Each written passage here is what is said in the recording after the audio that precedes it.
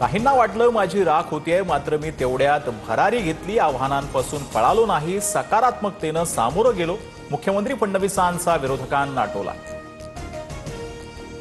17 September पर्यंत हैदराबादच्या गॅजेटच्या नोंदींच्या आधारे जात प्रमाणपत्र द्यायला सुरू करा, अन्यथा दसरा मेळाव्यात सरकार विरोधी भूमिका जाहीर करणार.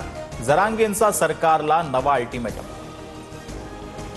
मराठा आरक्षणाच्या जीआर विरोधात 1-2 दिवसात हायकोर्टात जाणार. जीआर मधील शब्दरचना ओबीसींसाठी अडचणीची, मंत्री छगन भुजबळांची भूमिका. मराठा आरक्षणाचा जीआर काढण्याआधी भुजबळांशी चर्चा केली होती. ओबीसी समाजाला धक्का लागणार नाही हे भुजबळांना सांगितलं होतं. उपमुख्यमंत्री एकनाथ शिंदेंकडून स्पष्ट. सरसकटला आमचा कायम विरोध, सरकारनं काढलेल्या जीआर विरोधात न्यायालयीन लढाई लढू. मराठा आरक्षणावरून विजय वडेट्टीवारांचा हल्लाबोल. एकत्र लढाईबाबत भुजबळांशीही लवकरच चर्चा करणार. ओबीसींच्या स्वतंत्र मंत्रिमंडळ उपसमितीची 10 सप्टेंबरला बैठक. अध्यक्ष चंद्रशेखर बावनकुळेंच्या उपस्थितीत मंत्रालयात 11 वाजता होणार बैठक. सर्व 8 सदस्य मंत्री उपस्थित राहणार. चूक झाल्यास सुधारित जीआर काढावा लागेल असं मुंबई स्पष्ट केलंय. मात्र आरक्षण न दिल्यास मुंबईचा भाजीपाला दूध बंद करू, जरांगेंचा इशारा. आमच्या धनंजय मुंडेंना आरोपांमुळे मंत्रिपदावरून पाय उतार व्हावं लागलं, मग उपसमितीचे अध्यक्ष राधाकृष्ण विखे पाटलांना वेगळा न्याय का? सदावर्तेंचा हल्ला. सिडकोच्या भूखंड विक्रीवरून गणेश नाईक आक्रमक. भूखंड विक्रीसाठी सीसी देणारा अधिकारी नवी मुंबई शहराचा वैरी. गणेश नाईकांचा शिंदेंच्या शिवसेनेवर निशाणा.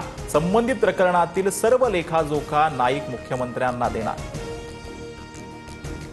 विधान परिषदेच्या विरोधी पक्षनेते पदासाठी काँग्रेस नेत्यांची मातोश्री निवासस्थानी मोर्चे बांधणी. काँग्रेस नेत्यांनी घेतली उद्धव ठाकरेंची भेट. विरोधी पक्षनेते पदासाठी सतेज पाटील यांच्या नावाची चर्चा. उपराष्ट्रपती पदासाठी उद्या निवडणूक. एनडीएचे सीपी राधाकृष्णन आणि इंडिया आघाडीकडून बी सुदर्शन रेड्डी यांच्यात सामना. तर ऐन मतदानाआधी बीआरएस आणि बीजेडीकडून मतदानात सहभागी न होत तटस्थ असल्याची भूमिका जाहीर.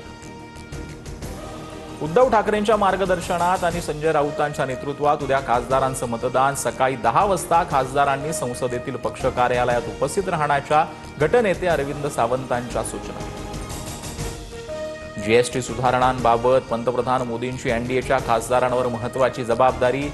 नवरात्रोत्सवापासून दिवाळीपर्यंत स्वदेशी मेळावा आयोजित करावा. व्यापारी आणि दुकानदारांसह 20 ते 30 मेळावे घ्या, मोदींच्या खासदारांना सूचना. सोशल मीडिया बंदीवरून नेपाळमध्ये तरुणाई रस्त्यावर. संसदेत घुसलेल्या तरुणांवर गोळीबार. आतापर्यंत 18 आंदोलकांचा मृत्यू तर 256हून अधिक जण जखमी.